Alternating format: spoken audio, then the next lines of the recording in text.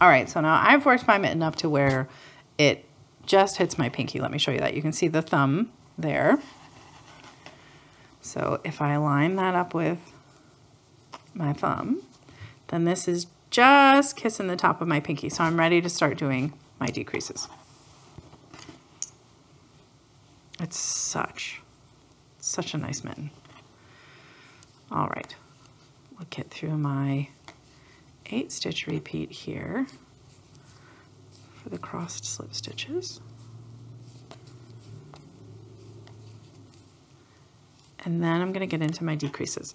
So the decreases happen in the stockinette stitch sections that are here in the middle of the mitten. And we're going to decrease on each side. So we're going to start here with a slip, slip, and then knit these two together, essentially through the back loop.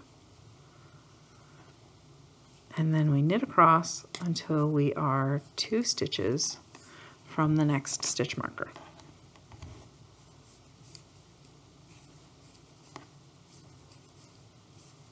There we are. These 2 stitches I'm going to knit together. So knit 2 together. You just treat those 2 stitches as if they're one and knit them together. Now we're back to our 8-stitch repeat. 1, 2, knit 4, purl 2. Ooh, that one did not want to be purled there for a second. And then I'm on that 3rd needle, which is all 10 stitches together. I'm going to do a slip, slip, knit, slip, knit, knit across until there's 2 stitches left. And then I'm going to knit those 2 stitches together as if they are one. There they are. I treat them like the same stitch, knit them together. All right, I'm going to continue. The next round is a work even round. So I'm just going to do what I see while keeping these 8 stitches in their pattern. That stockinette stitch section is just going to be, oh, I have a little loopy loop here. Let's see. Sometimes you get a little loopy knot, and you can usually figure out where it wants to come apart. Also in this cantata, sometimes you'll run across a section of yarn that gets a little thick. It maybe has a little bit more merino blown into it, or the cotton got a little thick.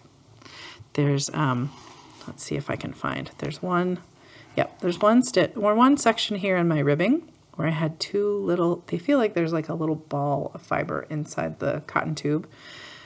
If it bothers you, go back a few stitches, cut that section out, start knitting again. You can always weave in those ends later. But I kind of like little flaws like that. It's just a little signal that this is handmade. Somebody made this by hand, not a machine. So I'm just going to work my way around on this side. And then you're going to do another decrease round, exactly the same with the slip, slip, knit, and then knit 2 together at the other side. And you're going to do that until you have only 2 stitches left between your crossed slip stitch sections. So continue on until you just have those 2 stitches left. Follow along in your pattern and meet me back here.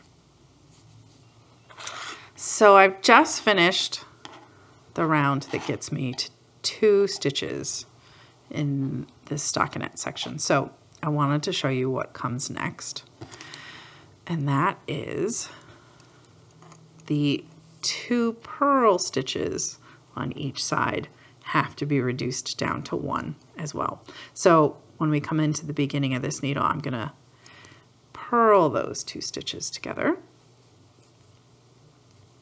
and then work those 4 stitches in the middle.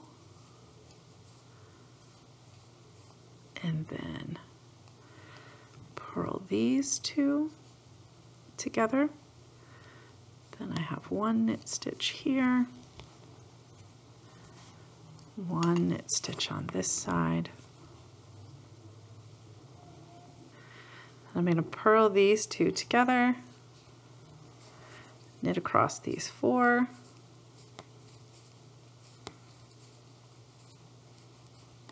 purl these two together. So once you get the stockinette sections down to just those 2 stitches, you stop working the work even rounds in between. So we don't have to go all the way around just doing what we see. We're going to keep decreasing here for a bit. So now we have 1 purl, the 4, 1 purl, the 2. So we're going to work this purl in at the end of this round. It feels funny, but it works. So we're going to purl that one. We're going to knit these 4. So then we're going to knit these 2 together. So that purl stitch is going to disappear behind this knit stitch. See that? I'm going to go into the next needle.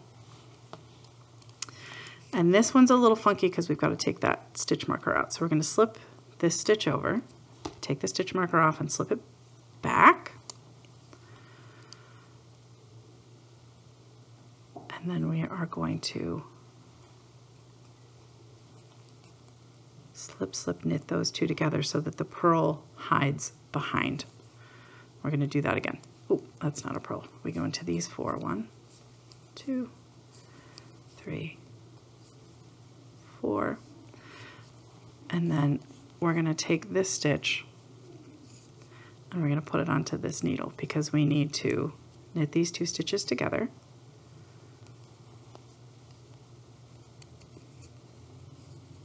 See that? Then a little maneuvering here at the end. We're going to take this stitch and put it on to that needle because then we need to slip, slip, knit these 2 together. See that?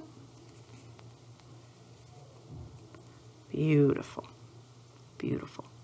Then what we're going to do is take this stitch and slip it onto this needle. And we're going to take this stitch and slip it on to this needle.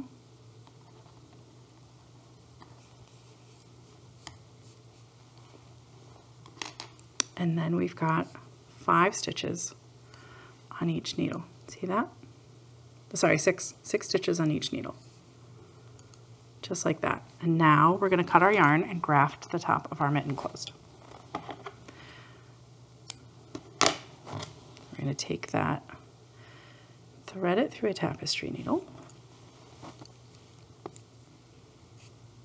and we're going to do Kitchener stitch. And so the setup for that is I'm going to come through the first stitch as if to purl, and I'm going to leave it on the needle.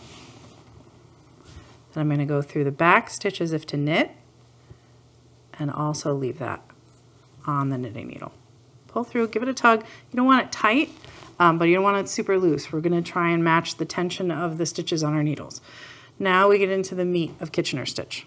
And so this is into the first stitch as if to knit, and slip it off the needle, and then into the next stitch as if to purl and leave it on. I like to treat that as one whole section and not 2 separate motions. Then we go into the back stitch as if to purl, slip it off, into the next stitch as if to knit, leave it on, and then I pull through. Because when I do that, I can sort of see this section here, and when I pull on that yarn, I can see when it starts to match the stitches around it. Then I'm back here on the front, in as if to knit and off, in as if to purl and on. I can pull that through. That tension looks good. Onto the back needle, in as if to purl and off, in as if to knit and on, pull through. That feels good. And I'm going to continue my way across. I know some people struggle with Kitchener stitch because you don't do it very often. But it is one of my favorite grafting techniques. I feel like I have a lot of control with it because I can really see what's happening as I do these stitches. I mean, it's just, look, it's so pretty across the top because it really just connects your stitches across that gap and you really can't see where you've joined everything together. All right, we're down to the last 2 stitches here. and the last 2 stitches on the back.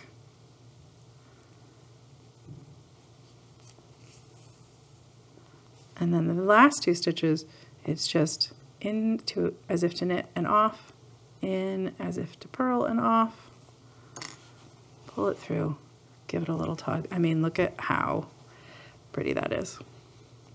Just closes that gap up nice. All right, so that is the top of your mitten. You are then gonna poke that tail inside, grab it, pull it through without catching anything else on the inside of the mitten if you can help it. And that is the top of our mitten. Now it looks pretty round right now, but when we block it, that'll get all pointy. So what's next? Thumbs. Mittens need thumbs. You have thumbs. You need thumbs on your mittens. All right, so now we're going to go back to where we had that afterthought thumb section. This is one of my favorite parts. So I fished the tails out so that they're out here on the front. And I'm going to do my favorite part. I'm just going to pull and pull. And sometimes the yarn breaks, and that's okay. Flip it over, pull in the other direction, and pull, and the whole thing pops out.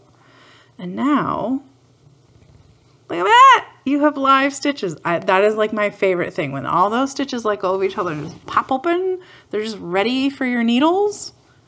I love it. And the nice thing with this fuzzy yarn is that the stitches sort of hold themselves in place. They don't come apart very easily, so you can sort of look at, and you can move it around and the stitches are not falling back into the fabric of the mitten that you've made. They're not pulling themselves apart. They're really just sitting there waiting for you.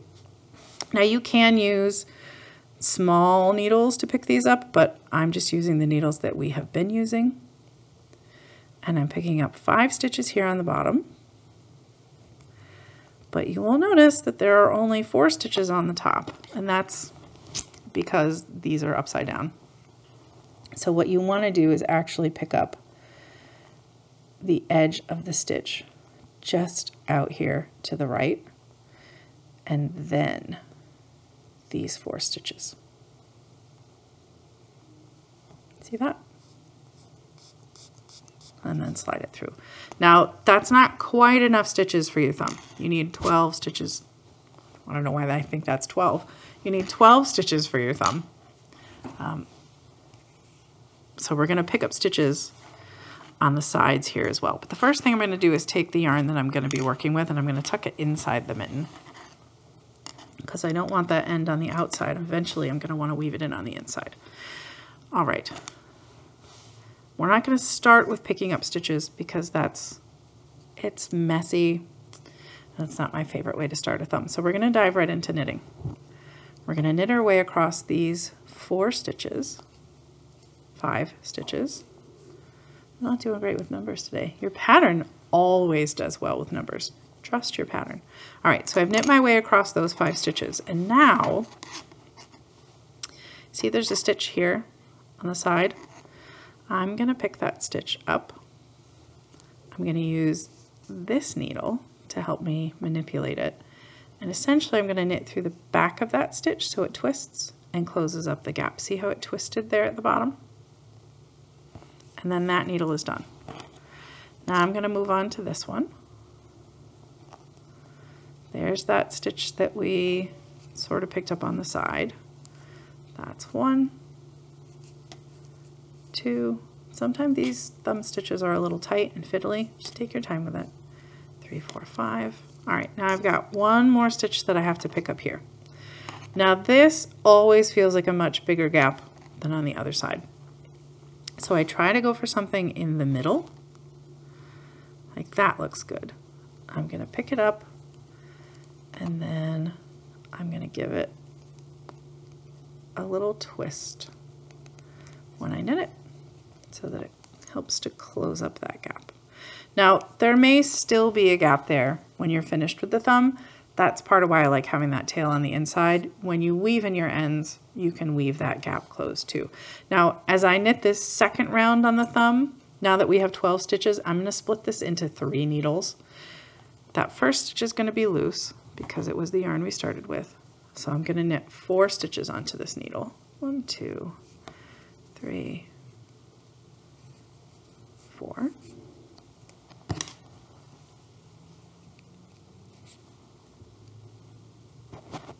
Thumbs are very fiddly. 1, 2. Very fiddly. If you have short double pointed needles, you can certainly work with those. 3, 4, and then the last 4. 1, 2, 3, 4.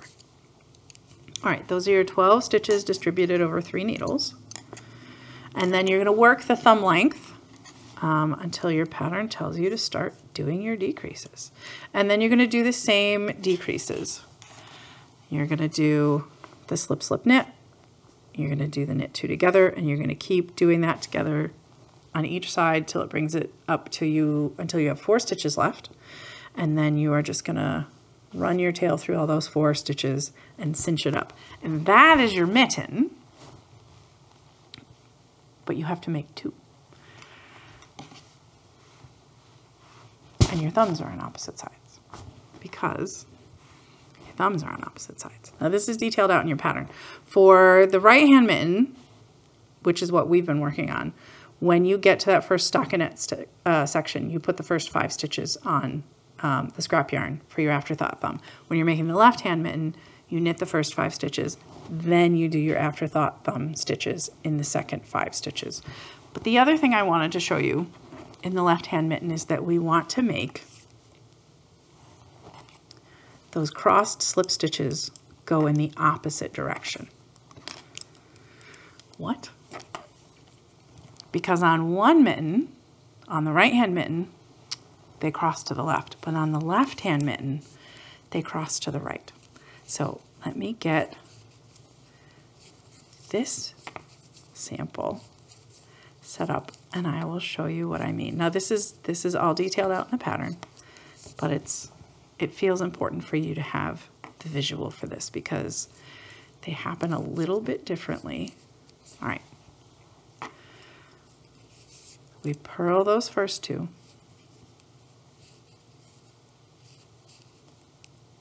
And then we do the same drop. So we're going to drop all of those yarn overs,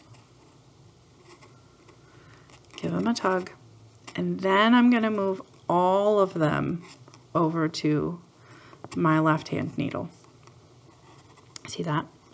So now if we look below, you can see they used to cross over to the left. Now we're going to have them cross over to the right. So we're going to pick up these first 2 and lift them up and over to the right. See that? Give them a little wiggle. Put them back on the needle. And then knit them. So it's the same process, but we're doing it on the other needle in the other direction. Now you can see that they cross to the right, or the ones we were making before cross to the left. All right, here we are in that other repeat. There's those purl 2. I'm going to drop all of my yarn overs, picking up the stitches between, give them a tug so they're nice and leggy. Move them all over to your left hand needle. Pick up those first 2 over on the left, bring them up and over, give it another good wiggle, pop them back on the needle, and knit all 4. There's that pretty cross again. And you see them crossing over to the right, where what we did before crossed over to the left. All right, that's your mitten. You're going to make 2 of them with 2 afterthought thumbs. You're going to Kitchener stitch the graft at the top of both of them. Then you're going to go back and you're going to add your thumbs, and you're going to have a lovely pair of mittens. That'll keep you nice and cozy warm. But there's one more thing you have to do when you're done. You have to block them. I like wet blocking my mittens. So I soak them in some tepid water for about 15-30 minutes. And then we have mitten blockers that come with a removable thumb. so exciting. So how do we use these? If you are making another pair of mittens, we do have basic stripy mittens, which you can check out right here. And those have a very rounded thumb. So the mitten blockers have 2 different shapes that you can use, both on the mitten and on the thumb. So we're gonna use the pointy ends. So imagine this is my nice wet mitten. I'm gonna slip that pointy thumb blocker right up into the point of the thumb. And then I'm gonna slide our mitten blocker in. I'm gonna be gentle because it has a sharp point. I don't want it to catch on anything and pull. All the way up to the top. Remember I told you this would make it nice and pointy? And then snug it down. And it's just long enough that it blocks the hand portion of the mitten and it lets the ribbing collapse in on itself, which is really what you want when you're making mittens. You don't want to block the ribbing out too wide because then it won't cinch up on your wrist when you want to wear it. And because the thumb blockers are not attached, they can sort of sit upright and they'll dry faster. And then I'll just leave them out. And about a day later, they'll be nice and dry and wearable. And you will be ready to move on to the cowl project. I hope that you had fun with those as much as I did. I really loved this fun crossed slip stitch pattern that almost looks like a cable, but I think it's more fun than a cable. If you haven't yet, make sure that you stop by onebighappy.com to pick up a kit, or you can click the link down in our description below. I look forward to seeing you in the second episode to finish up this set. Happy knitting!